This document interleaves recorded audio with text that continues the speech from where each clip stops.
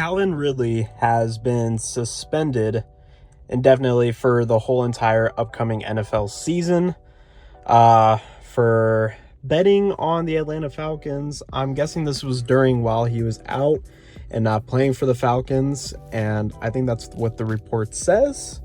He was not playing in any of these games at all, but he did come out and tweet about how he bet, I think it was like $1,500 on like one game for the Falcons. And funny enough, he actually lost the bet. The Falcons lost the game that he bet on, reportedly. And not only that, he also loses millions of dollars for one season just because he wanted to bet on one game. And then he continued to tweet out as well, saying that he also does not have a gambling problem. And continuation on from that, he's doing great. He said he's not having any issues. But first of all, I just want to say, I'm not going to say he has a gambling problem, but I'm going to say this. To a person that says that they don't have a gambling problem, you know the rules, all right, Calvin Ridley? Listen, all you players that are in the NFL, NBA, MLB, any sports league that you're in, and even people that are not even in the sports league, we all know if you work for a league and you are a player that plays for a team, we all know you can't bet on games. You definitely can't bet on yourself. You can't bet on anything that is involving that league. The reasons they do that is because of scandals, okay? And not only scandals, but you also have essentially also a situation to where you could also have a, what do you call it? Not only could it create like scandals, but you also have like a one-up on somebody that's betting that is like just a fan and stuff. Like you know more stuff than we do that happens, you know, on the field and in the locker rooms and stuff. So you know what's going on more than what we do. We only go by reports and news and stuff like that. So you have a better understanding of what's going on between teams instead of us, okay? So you have a better, easier way of being able to bet than we do as fans, okay? Sports betting is gambling, and if you're telling me you don't have a problem with gambling, you know the rules, all right?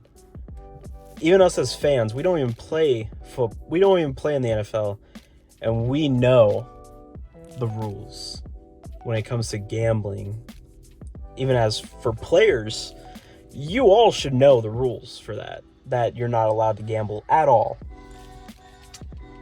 I think it's just kind of weird to say that you don't have a gambling problem, and yet you still knew what the rules were, and you still went against them, okay? I'm not going to say you have one, because, hey, that's you, man, but I just think it's kind of weird to come out and randomly say how you have a gambling problem, and yet you gambled. Not only did you gamble money, you gambled your career. Like, you gambled everything just by doing that one thing. So, you might have a gambling problem, but you know what? I'm not going to say you do, but you're the one who put it out there, man. So, you just putting that out there, you kind of make me think, all right? And I'm probably not the only one thinking that, but that's just kind of weird to come out with that and say that, you know, and put that out there. But besides that, how worse can the Falcons get at this point? Like, you go from Julio Jones, Calvin Ridley to the core that you have now in the wide receiver room, and it just sucks right now for the Falcons. There have been rumors right now that Deshaun Watson might go to the Falcons. The Atlanta Falcons have gone into the Deshaun Watson sweepstakes, as far as we know, and that's exciting to hear. I think it would help out the Falcons a lot, and because they really desperately need some help somewhere.